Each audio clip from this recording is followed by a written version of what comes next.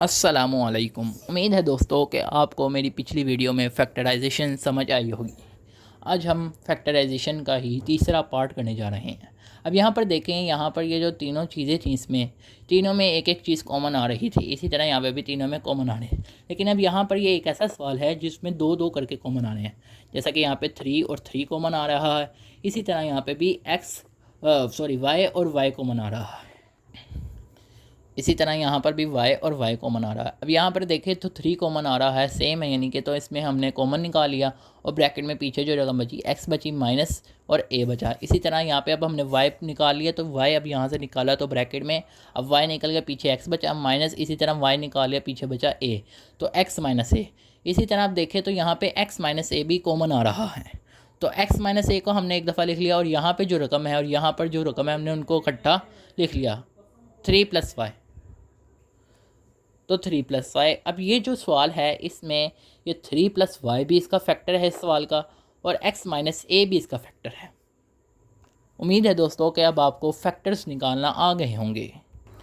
अब हम एक और सवाल करना है, जिससे पहले हमें फार्मूलाज आने चाहिए उनके। अब यहाँ पर देखें, ये लिखा हुआ है a + b का होल स्क्वायर इज इक्वल है a² + 2ab + b²।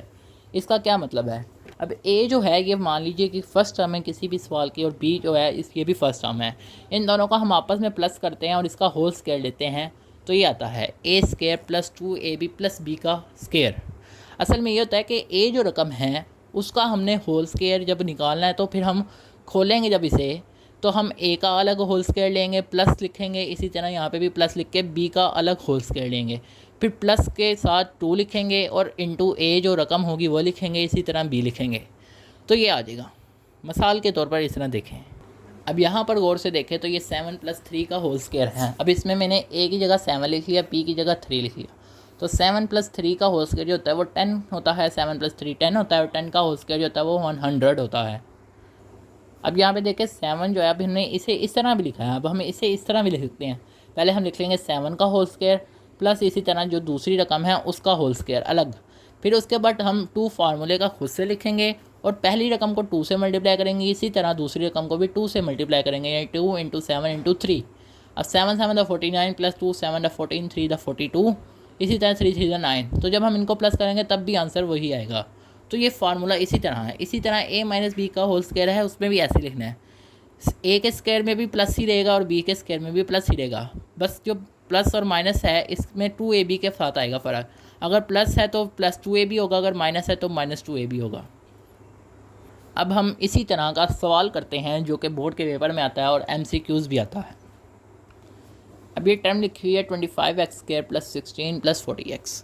अब 25 सबसे पहले हमने इनको तरतीब देनी है, यानी कि जिस तरह पावर जो पहले बड़ी पावर है वो वाली टर्म लिखेंगे, फिर छोटी पावर, फिर इससे छोटी। अब ये x² है, पहले हमने x² वाली पावर टर्म लिखी, इसी तरह x की टर्म लिखेंगे, फिर उसके बाद जो कांस्टेंट है वो टर्म लिखेंगे। अब ये देखें तो फिर 25x जो है, अगर हम गौर करें तो ये 5x का होल स्क्वायर है। याद रहे कि अब x के ऊपर स्क्वायर है, तो जब हम इसे ब्रैकेट में लिखेंगे तो इसका स्क्वायर बाहर आ जाएगा, फिर हम इसे अंदर नहीं लिखेंगे, फिर हम इसे बाहर ही लिखेंगे। इसी तरह यहाँ पे 16 है तो ये 4 का होल स्क्वायर है।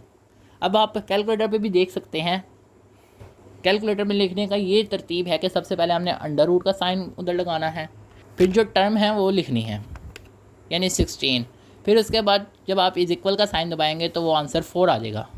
अब यहाँ पे देखें तो 5x का होल स्क्वायर प्लस इसी तरह ये देखें तो ये 4 का होल स्क्वायर है। अब हमने खुद से फार्मूला 2 का लगाना है और बाद में ये टर्म इनसे मल्टीप्लाई करनी है।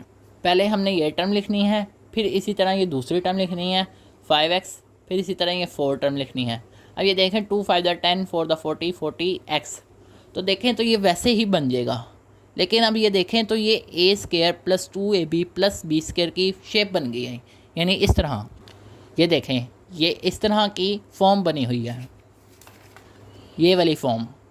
अब हमने इसे जो है वो ये वाली फॉर्म में लेके आना है a + b की, यानी a जो है जो ब्रैकेट के अंदर है, स्क्वायर की अंदर ब्रैकेट के अंदर है, वो वाली टर्म लिखनी है, यानी कि यूँ 5x + 4 5x लिखना है प्लस फार्मूले का यहाँ से देखना है, यहाँ पे कौन सा लगा हुआ है, प्लस का साइन है तो प्लस लिखना है, अगर माइनस का होता तो माइनस लिखते हैं, यहाँ पे प्लस का है तो प्लस लिखेंगे, और यहाँ पे 4 का होल स्क्वायर ये टर्म, फिर साइन जो है वो, फिर उसके बाद ये टर्म। इसी तरह यहाँ पे ये सवाल करना है। इस सवाल में थोड़ा सा फ़र्क है। सबसे पहले मैंने आपको कहा है कि पहले भी बताया है कि सबसे पहले हमने देखना है कोई चीज़ कॉमन तो नहीं है। अगर हमें कोई चीज़ कॉमन मिलती है तो कॉमन देखनी है। अब अगर हम ये सवाल देखें तो इसमें कॉमन 3 आ रहा है, 3 4 द 12, 3 12 36 और 3 9 27। तो हमने सबसे पहले 3 निकाल लिया, तो पीछे ये 4x² हो गया -12x + 9। अब यहाँ पे देखें तो 3 बाहर लिखा, 4x जो है इसे 2x का होल स्क्वायर लिख सकते हैं, इसी तरह 9 को 3 का होल स्क्वायर लिख सकते हैं। अब कमेंट सेक्शन में आपने ये बताना है कि ब्रैकेट के अंदर वाला जो आंसर है, यानी कि ये 2x और डैश जो है, यहाँ पे क्या आंसर आएगा फाइनल, ये आपने कमेंट सेक्शन में बताना है। अगर आपको ये वीडियो समझ आई है तो इस वीडियो को लाइक करें, और अगर नहीं समझ आई है तो कमेंट सेक्शन में पूछ लें। मैं इंशाल्लाह आपके कमेंट्स का जवाब ज़रूर दूंगा।